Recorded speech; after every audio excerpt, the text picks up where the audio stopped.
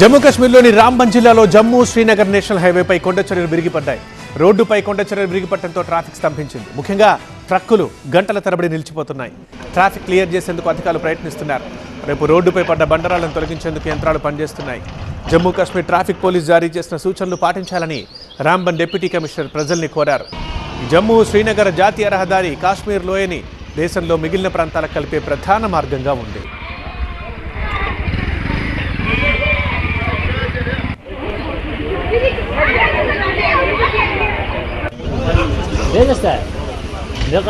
Park చేసినట్లుగా ఉన్నాయి vehicles అన్ని. యాక్చువల్ పార్క్ చేసినట్టు కాదు, పూర్తిగా ఆగిపోయాయి. మెయిన్గా పెద్ద పెద్ద వెహికల్స్, హెవీ లోడ్ వెహికల్స్ ఆగిపోవడం మనం చూస్తున్నాం. ఎందుకంటే ఇక్కడ జమ్మూ శ్రీనగర్ నేషనల్ హైవే ఇది, అక్కడ కొండ చర్యలు విరిగిపడ్డాయి.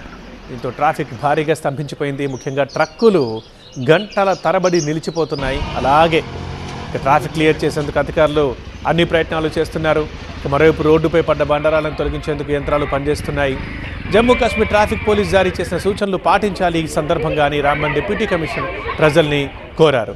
ఇక జమ్మూ శ్రీనగర్ జాతీయ రహదారి కాశ్మీర్ లోయని దేశంలోని మిగిలిన ప్రాంతాలకు కలిపే ప్రధాన మార్గంగా ఉంది ఇది. అందుకే ఇక్కడ ఇన్ని కష్టాలు.